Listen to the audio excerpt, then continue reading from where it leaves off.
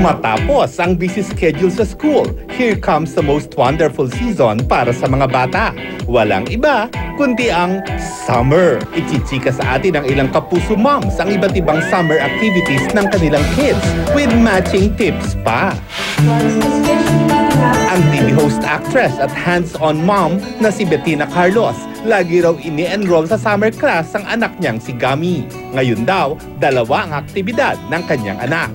Isang sport, tsaka isang skill kung ano yung gusto niya. So she said she wants badminton and or swimming and voice lessons.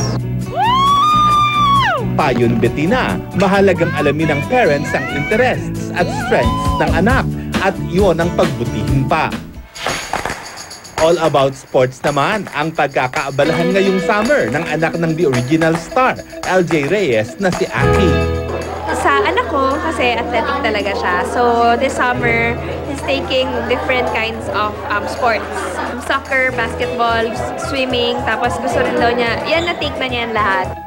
Pero higit pa rito, ang goal daw dapat ng mga magulang, makapagpahinga rin ang anak at ma-enjoy ang bakasyon. Gusto ko siya mag-enjoy ng vacation niya kasi yung schooling talaga ngayon medyo mahirap din. Ang kapuso kontrabida naman na si Katrina Halili, supportive mommy raw behind the camera. Dahil mahilig sa performing arts ang anak niyang si Katie, related daw rito ang summer class ng bata.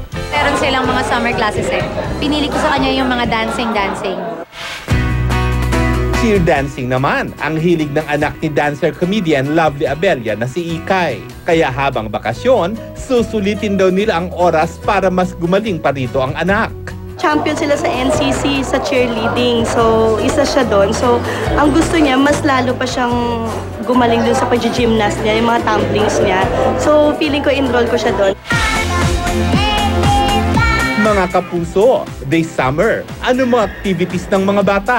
Ang mahalaga, iparamdam natin sa kanila ang ating suporta at tiwala. And always remind them to have fun and enjoy. War Santiago, GMA News.